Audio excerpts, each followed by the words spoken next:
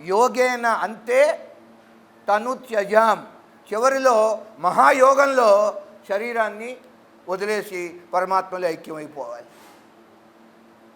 ఇది వైరాగ్యం. కనుక ఆ స్థితి వచ్చింది భరతునికి. రాజ్యభారాన్ని పిల్లలకు అప్పగించి బయలుదేరిపోయారండి. ఎక్కడికి? నేను ఒంటరిగా సాధన చేసుకుంటా ఇంకా. ఆ ఉద్దేశంతో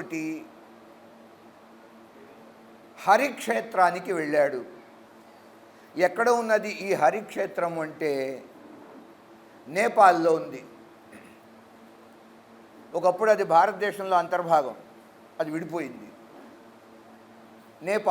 నేపాల్లో గండకి అని ఒక నది.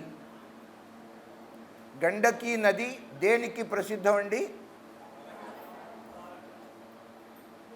శాలగ్రామాలకి చాలా ప్రసిద్ధం. రకరకాలైనటువంటి విష్ణు స్వరూపాలు అక్కడ లభిస్తాయి. అంత గొప్ప నది. ఆ గండకి నది తీరంలో తన ఒక్కడే కదా ఒక చిన్న ఆశ్రమం నిర్మించుకొని అందులో ఉంటున్నాడు. చక్కగా అనుష్ఠానం చేసుకుంటున్నాడు. శాలిగ్రామ శిలా యత్ర తత్ర సన్నిహితో హరిహి అని మాట. ఎక్కడ శాలిగ్రామ శిల ఉంటుందో పరమాత్మ అందులోనే ఉంటాడు. అంచేత ఆవాహన విసర్జనతో పని లేదు. అందువల్ల శాలిగ్రామ అర్చన చేసుకుంటున్నాడు రోజు. ఇప్పుడు భరతుని కథలో చాలా విశేషాలండి. ప్రధానంగా మాయ, గతంలో ఈ పేరు చాలాసార్లు సుపరిచితమైనటువంటి పేరు ఇది అందరికీ. మాయ, మమ మాయ దురత్యయ అని గీతా వాక్యం కూడా ఉన్నది. మాయ యొక్క ప్రభావము ఎంత భయంకరంగా ఉంటుందో, ఎంత లేసి వాళ్ళని కూడా మాయ చేస్తుంది. ఇది మాయ చేసి మరులు గొల్పి అట్లా చేస్తుంది ఈ మాయ. నేను జ్ఞానిని, నో, నీ జ్ఞానం మా దగ్గర పనిచేయదో. నీ యోగం, నీ జ్ఞానం, నీ చదువు, సంధ్య, విద్య తలకిందులే పోవాల్సిందే. సప్తశతి అందరికీ తెలిసిన గ్రంథం. సప్తశతిలో ఒక శ్లోకం ఉంది. జ్ఞానినామపి చేతాంసి, పారాయణ చేసేవాళ్ళకి తెలుస్తుంది. జ్ఞానినామపి చేతాంసి దేవి భగవతీ హి సా బలాత్ ఆకృష్య మోహాయ మహామాయా ప్రయచ్చతి అని శ్లోకం. సప్తశతి. ఏమిటి తాత్పర్యం దీనికి? ఎంత లేసి జ్ఞానులనైనా మాయ బురుడి కొట్టిస్తుంది అని తాత్పర్యం. ఈ విద్య ఆగదండి.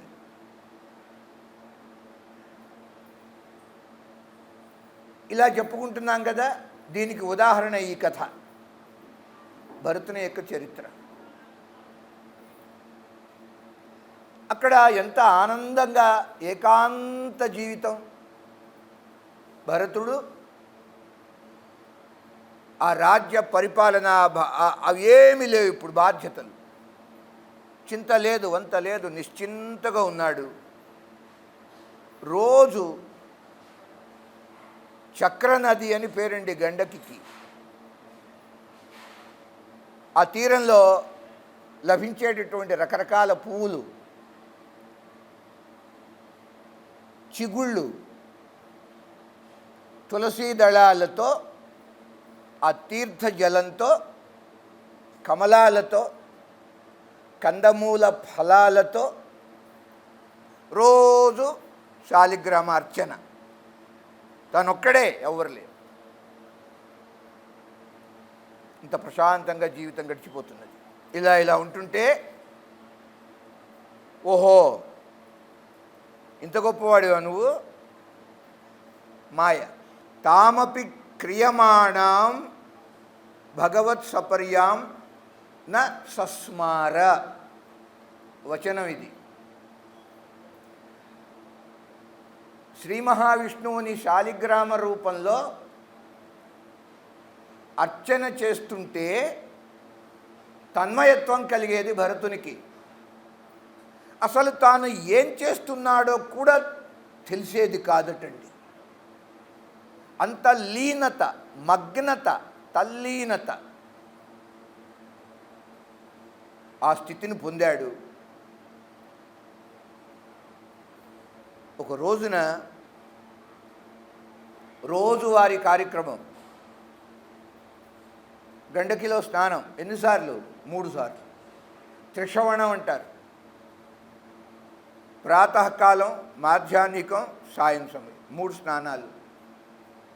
పక్కనేగా గండకి నది. ఒకరోజు ప్రాతకాలంలో మామూలుగానే స్నానం చేశాడు. గాయత్రి జపం చేసుకుంటున్నారండి. అర్ఘ్యప్రదానం చేశాడు సూర్య భగవానుడికి. ఏ హి సూర్య సహస్రాంశో తేజోరాసే జగత్పతే అనుకంపయ మాం భక్త్యా గృహాణ అర్ఘ్యం దివాకర. హే దివాకర, ఇదమర్ఘ్యం గృహాణ. అట్లా అర్ఘ్యప్రదానం చేస్తున్నాడు. ఆ సమయంలో నమః సవిత్రే జగదేక చక్షుషే జగత్ప్రసూతి స్థితి నాశహేతవే త్రైమయాయ త్రిగుణాత్మధారిణే విరించి నారాయణ శంకరాత్మనే.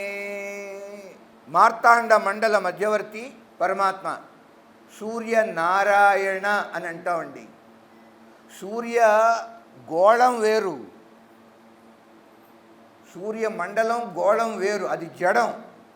రోజు చూస్తుంటామే ఎర్రగా బింబం, సూర్యబింబం, అది జడం. ఆ జడమైనటువంటి సూర్యమండలానికి చైతన్య రూపమైన అధిపతి నారాయణుడు. ఆ సూర్యనారాయణుడు ఉంటేనే అది అట్లా వెలుగుతోంది, లేకపోతే అది వెలగలేదు. ఏమి శక్తి అండి! ఆయన అట్లా ఇంకా పూర్తిగా ఉదయించక ముందే చీకటి అంతా పోతుందండి. ఎన్ని లక్షల లక్షల కోట్ల వోల్టేజ్ దీపాలు వెలిగిస్తే ఆ చీకటి పోతుందండి. సూర్యగోళం వేరు, చంద్రగోళం వేరు. అది సూర్యనారాయణ.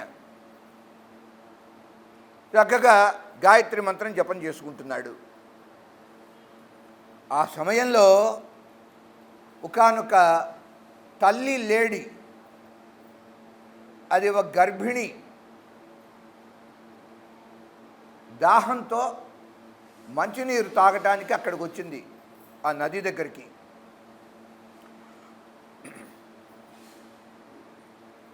ముట్టె అంటారు కదా, ముట్టె. ఆ ముట్టె ఇట్లా పెట్టింది నీళ్లలో, ఇంకా తాగల.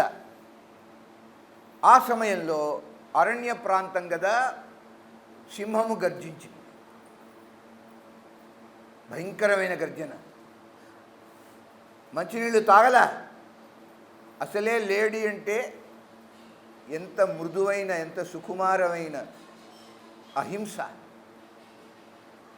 చంచలం, మా భయం ఉలిక్కిపడుతుంది చప్పుడైతే. అలాంటిది భయంకరంగా గర్జించేటప్పటికీ తట్టుకోలేక గెంతు గెంతింది. ఆ గెంతటంలో భయానికి గర్భంలో ఉన్నటువంటి పిల్ల నీళ్లలో పడిపోయింది. ప్రసవం అయింది. నిండు చూలాలు,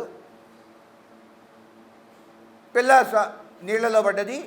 ఆ తల్లి యొక్క శరీరం బండ మీద పోయి పడ్డది. అంతే, ప్రాణాలు పోయినాయి. ఇదంతా చూచాడు భరతుడు. కళ్ళ ముందు జరిగింది. అర్ఘ్యప్రదానం చేస్తుంటే తాను క్రింద ఉన్నాడు ప్రవాహానికి, పై భాగంలో ఇది జరిగింది. పైనుంచి ప్రవాహం ఇలా వస్తుంది. అరేరే, పిల్ల పుట్టింది, తల్లి చచ్చింది. వృశ్చిక జన్మ అంటారు సంస్కృతంలో. అంటే తేలు గర్భధారణం చేస్తే దాని చావు మూడింది అని అర్థం. అది మనుషులకు లేకుండా చేశాడు పరమాత్మ. చాలా అదృష్టవంతులు ఆడవాళ్ళు కానీ మగవాళ్ళు కానీ. గర్భధారణ చేసి చచ్చూరుకుంటే తేళ్ళు అంతే. ఎందుకని? తేలు యొక్క దానికి ఆ కనటం ఎలా ఉంటుందంటే పొట్ట పగిలిపోతుంది. పొట్ట పగిలి తేలు పిల్లలు బయటకు వస్తాయి, తల్లి చస్తుంది.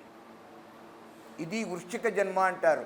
ఒకవేళ బిడ్డ పుట్టంగానే చనిపోతే అది ఏం జన్మ అండి? వృశ్చిక జన్మ అంటారు లోకల్లో. అలా అయిపోయింది. ఇక్కడ చూచాడు, జాలి వేసిందండి. అయ్యయ్యో, తల్లి లేని పిల్ల అయిపోయింది, కళ్ళ ముందు జరిగిందే. సంత హృదయ సంత కదండి మహాత్ముడు. ఏమి భగవత్ సేవ, భగవత్ పూజ, మనసంతా కూడా ఎంత మృదువుగా ఉంది. అదండి భక్తుని యొక్క లక్షణం. మనసులో కాఠిన్యం ఉండరాదండి. మాట కాఠిన్యం ఉంటే ఉండొచ్చు, కానీ మనఃకాఠిన్యం పనికిరాదు. ఉంటే భక్తుడు కాదు. మహానుభావుడు వెంటనే అనుకున్నాడు, ఆ పైనుంచి ఆ పిల్ల కొట్టుకొస్తోంది, దీన్ని నేను కాపాడాలే. ఆ భావం కలిగింది. ఆ పిల్లను పట్టుకున్నాడు. పైనుంచి వస్తుంది. ఇంకా 2-3 నిమిషాలు అయితే చచ్చిపోతుంది నీళ్లలో, కానీ పట్టుకున్నాడు. పైకి వచ్చాడు, నేల మీదకి, తీరం మీదకి వచ్చాడు.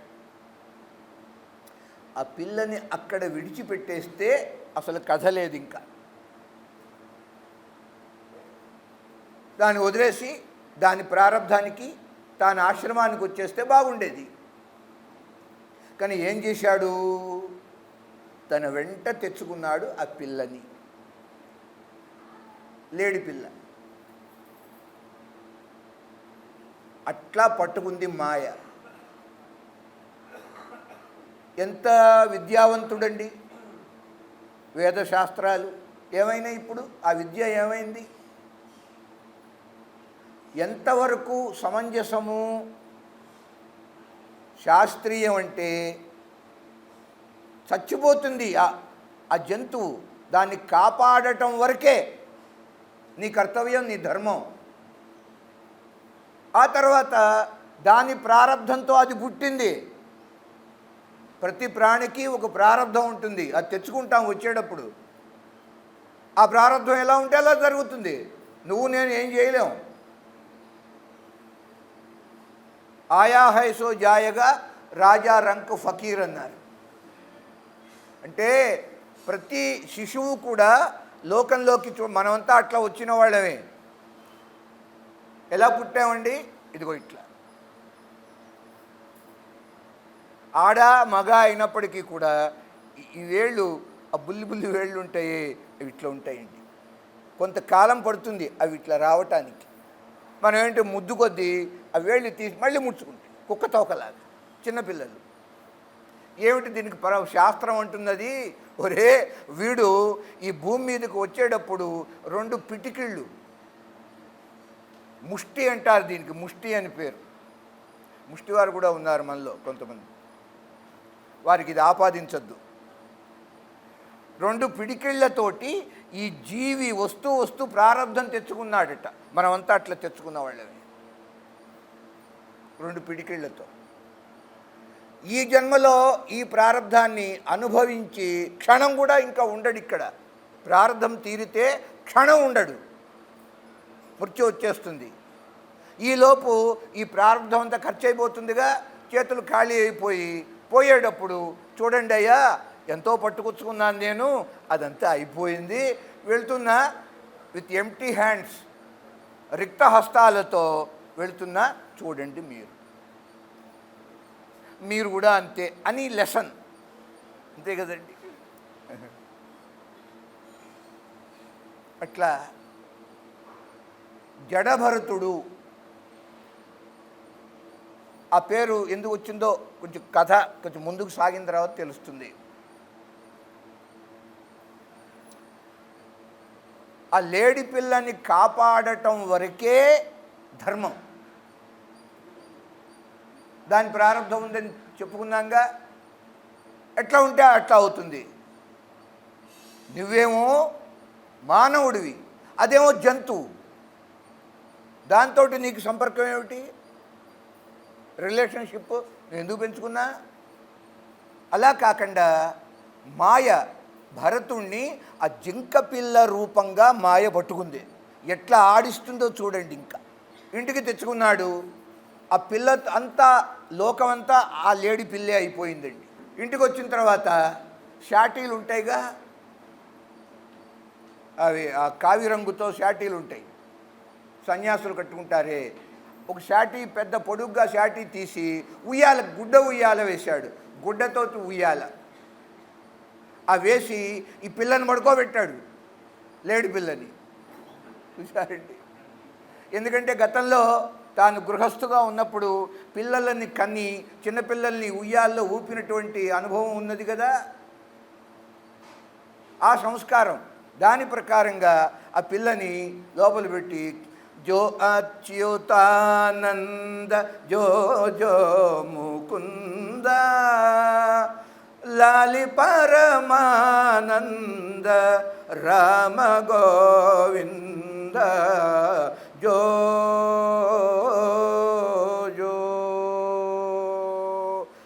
తొల్త బ్రహ్మాండంబు తోటేగా వించి నాలుగు వేదాల గొలుసుల మరించి జోలపాట పాడుతున్నాడు. ఎవరికి? లేడి పిల్లకి.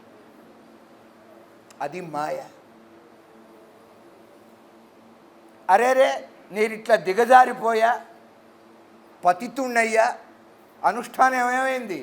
అటకకి ఎక్కిందిట. అటక, పూర్వం అటకలు ఉండేవి, పనికిరానివన్నీ అక్కడ డంపింగ్ యార్డ్, అది దానిలో పడేస్తుండేవాడు. నీ జపం లేదు, తపం లేదు, పూజ లేదు, పురస్కారం అన్నీ పోయినాయి. అంతా ఈ జింక పిల్లే. ఒకవేళ ఎప్పుడన్నా జపానికి కూర్చుంటే దీనికి అలవాటుగా ఇక్కడ ఎక్కి కూర్చునేది ఆ జింక పిల్ల నెత్తిన ఇట్లా కొడుతుండేది. ఆహాహా ఆనందంగా ఉండేది. శిరస్సు మర్దం చేస్తున్నట్టుండేది, ఆనందపడుతున్నాడు. ఇట్లా ఇట్లా ఉంటుంటే దానికి కాస్త పెద్దదైంది, కాళ్ళు వచ్చినాయి. మనిషి కంటే కూడా జంతువులు త్వరగా నడవగలుగుతాయి. అంచేత నడకొచ్చేసింది. నడకొచ్చినప్పుడు జంతువుల దగ్గరికే వెళ్ళటానికి ప్రయత్నం చేస్తుంది తప్ప మనుషుల మధ్య ఉండవు అవి. తమ జాతి చూసుకుంటుంది. పక్షులైతే పక్షి జాతి, జంతువులైతే జంతు జాతి. ఈ మానవ జాతి ఆయన దగ్గర ఎందుకు ఉంటుంది? అది ఓ రోజున లేచిపోయింది ఎక్కడికో. అంతా వెతికాడు, ఎక్కడో కనిపించలే. అంతే కూర్చున్నాడు, వలవల ఏడుస్తున్నాడు. ఏడ్చాడండి. ఆ మాట ఉంది భాగవతంలో. అట్లా ఉంటుంది మాయ. ఏమని ఏడుస్తున్నాడు? మళ్ళీ నేను జీవితంలో ఆ జింక పిల్లను చూడగలనా అలా అనుకుంటున్నారు. అసలు తాను ఎందుకండి వచ్చాడు? రాజ్యాన్ని పిల్లలకు అప్పగించి ఈ క్షేత్రానికి హరిక్షేత్రం అంటారు. హరిక్షేత్రం ఆ పేరు ఎంత గొప్పదంటే సార్థకం. ఎవరైనా సరే ఆ క్షేత్రంలో పరమాత్మని ఏ రూపంతో ఉపాసన చేస్తే అట్టివానికి ఆ రూపంతో పరమాత్మ దర్శనం ఇస్తారు. అంత గొప్ప క్షేత్రం అది. అక్కడికి ఎందుకు వచ్చావు నువ్వు? సాధన కోసం వచ్చావు. ఇప్పుడు ఏం చేస్తున్నావు నువ్వు? ఏమైంది ఆ సాధన? కృష్ణార్పణం అయిపోయింది. ఎంత భయంకరమో చూడండి. నేను లేకపోతే ఈ జింక పిల్లకు గతి ఏమిటి అని బాధపడుతున్నాడు ఇప్పుడు. లోకంలో భూమి మీద ఎన్ని జింకలు ఉన్నాయి, ఎన్ని జింక పిల్ల, ఆ బాధ్యత ఈయనే చూస్తున్నాడా? చెప్పండి.